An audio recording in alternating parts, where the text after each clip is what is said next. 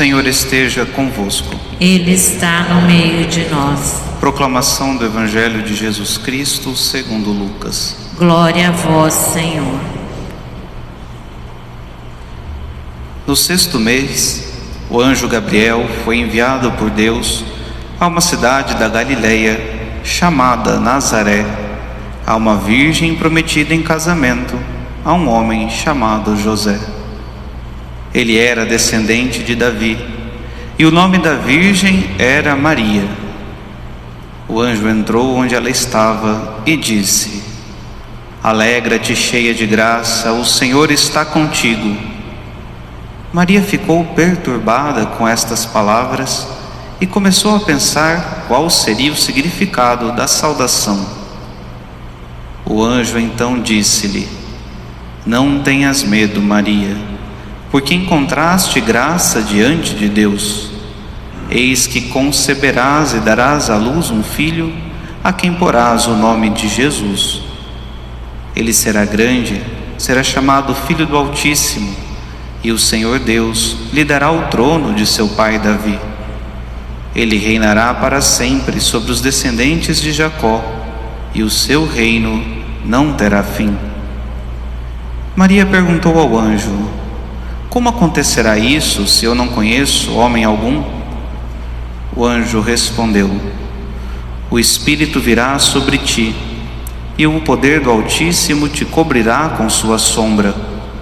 Por isso, o menino que vai nascer será chamado Santo, Filho de Deus. Também Isabel, tua parenta, concebeu um filho na velhice. Este já é o 6º mês daquela que era considerada estéril, porque para Deus nada é impossível. Maria então disse: Eis aqui a serva do Senhor, faça-se em mim segundo a tua palavra. E o anjo retirou-se. Palavra da salvação. Glória a vós, Senhor. Meus queridos irmãos e irmãs, esta semana, a semana chamada assim tradicionalmente, mas não dentro daquilo que são os textos da igreja, chamada de a Semana Santa do Natal, a semana que antecede imediatamente a festa que nós celebraremos no próximo domingo, é enriquecida com vários textos litúrgicos, textos da Sagrada Escritura, que nos apontam diretamente para o mistério da manjedoura, que nos apontam diretamente para o mistério do nascimento de nosso Senhor Jesus Cristo.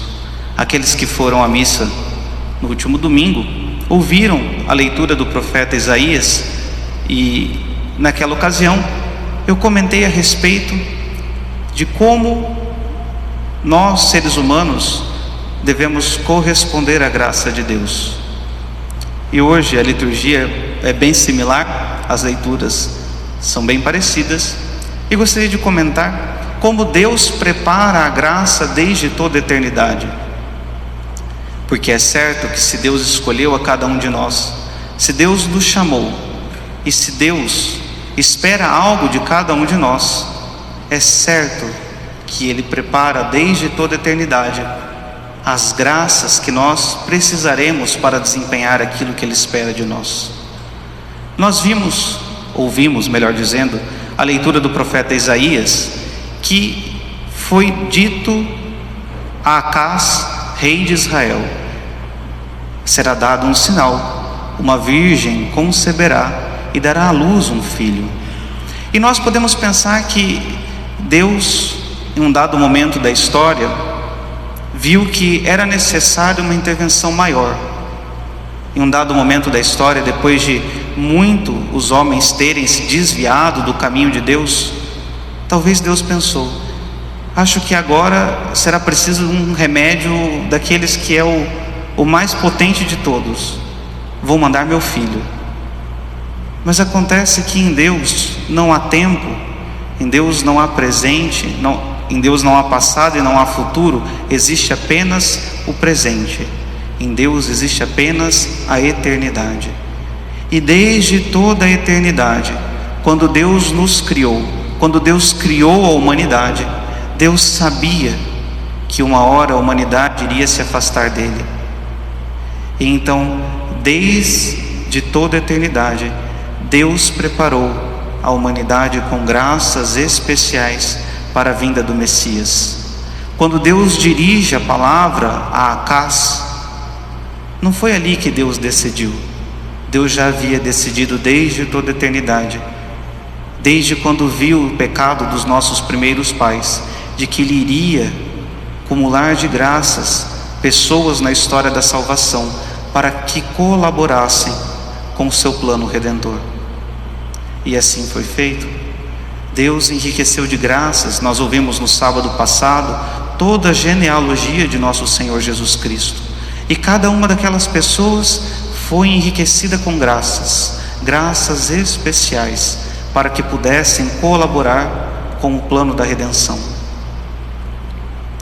Deus encheu de graças a bem-aventurada Virgem Maria, para que Maria pudesse dizer o seu sim. Tanto é que aqui tem uma questão, que não dá para dizer que é uma questão teológica, mas uma questão propriamente de linguagem. Se nós olharmos o original grego, quando o anjo encontra Maria, ele diz a Maria, eke haritomenen, que numa tradução literal seria feita cheia de graça. No Atos dos Apóstolos, alguns protestantes dizem, que Maria era uma pessoa comum, porque nos Atos dos Apóstolos também Estevão é chamado cheio de graça, mas até a palavra é diferente. Estevão era cheio de graça porque correspondeu com as graças que Deus deu a ele. Maria foi feita cheia de graça desde toda a eternidade, para colaborar com o plano da redenção, para colaborar com a missão de Deus aqui na terra, que era a salvação do gênero humano.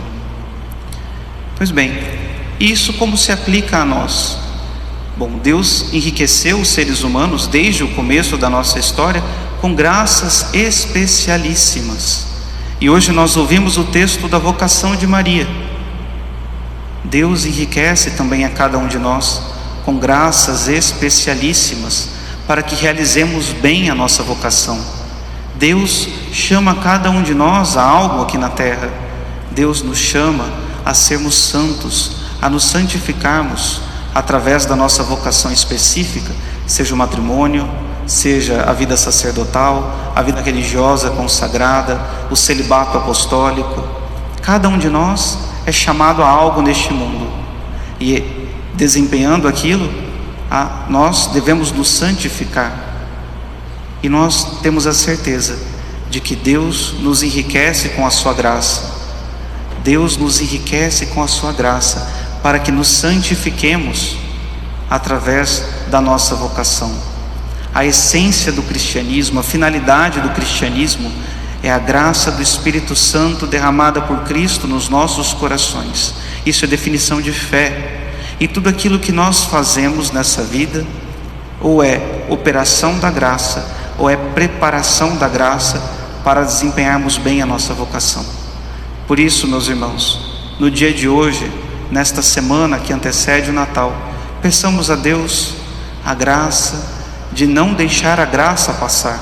Santo Agostinho dizia: tenho medo do Cristo que passa e não volta, pois uma vez que nós deixamos a graça passar, aquela graça não retorna.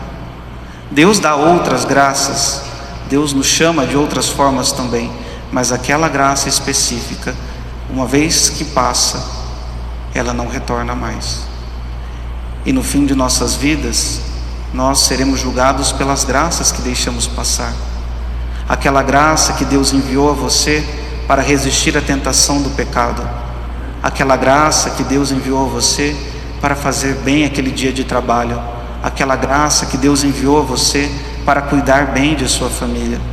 Tantas graças que Deus nos dá, mas precisamos ter um pouco de visão sobrenatural.